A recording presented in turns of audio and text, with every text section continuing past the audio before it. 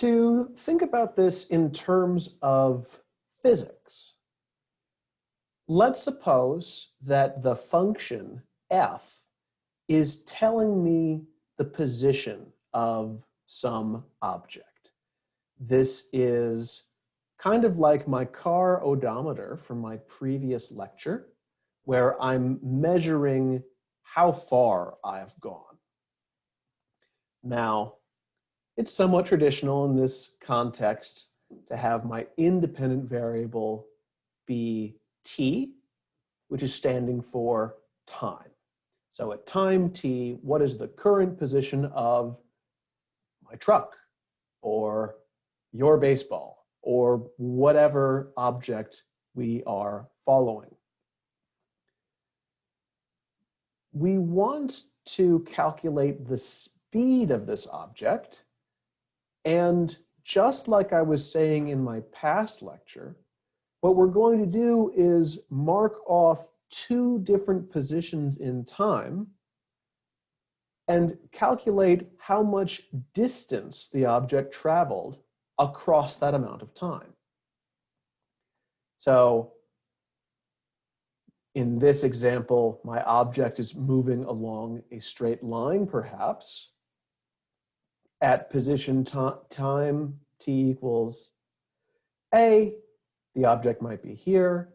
At t equals a plus h, h again is measuring how much time has elapsed. I'm thinking about this as time. Now my object is over here. So I'm going to calculate the difference of these two positions. And that will represent how much distance my object has traveled. So speed is distance over time. They're saying displacement over time. Okay. And once again, I get that difference quotient formula. The numerator of this fraction is f of a plus h minus f of a. And that's all divided by h, which is the amount of time that's passed. And I can see that here on the graph. So technically speaking, all that we've done so far is calculate the average speed, the average velocity. But that's not what I want. What I want to know is, what is the speed right now?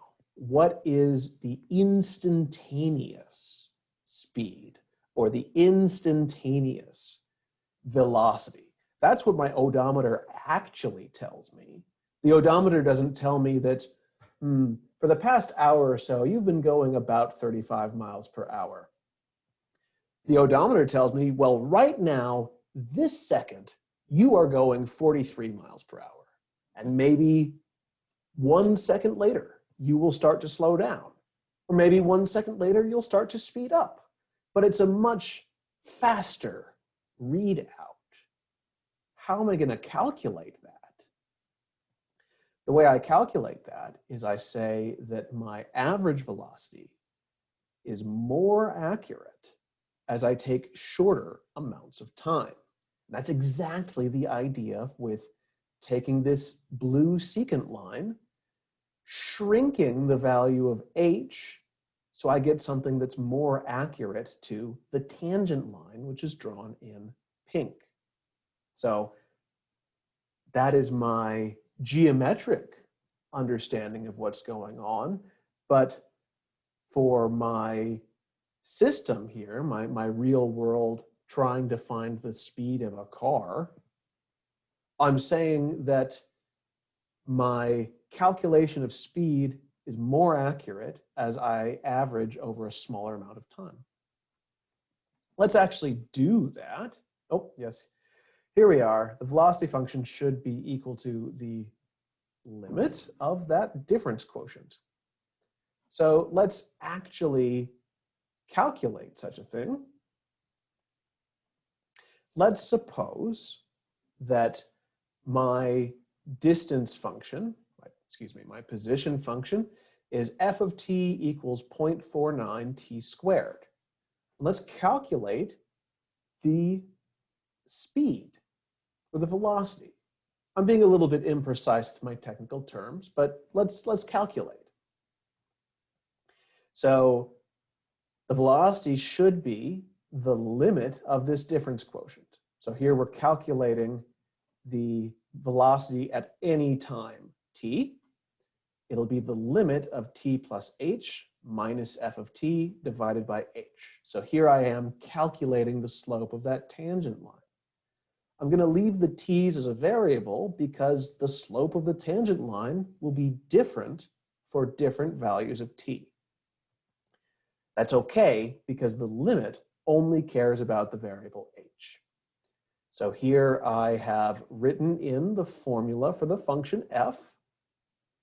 The difference quotient is now 4.9 times the quantity t plus h squared. And I subtract 4.9 t squared. All of that is divided by h. So I can go ahead and FOIL that out. And I need to because my denominator is going to 0.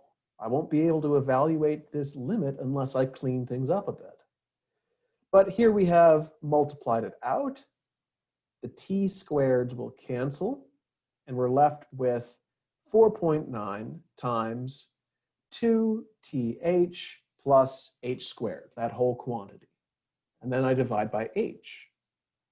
Well, everything in the numerator has an h. Let me factor that out.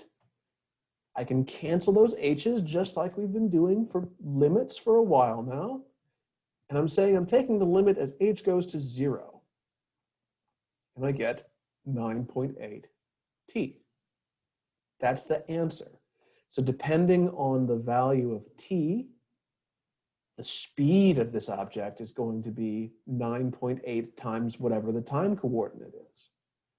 Or if you like to think about it as slope of the tangent line, the slope of the tangent line at coordinate t will be a slope of 9.8 times t. And that's particular to this function.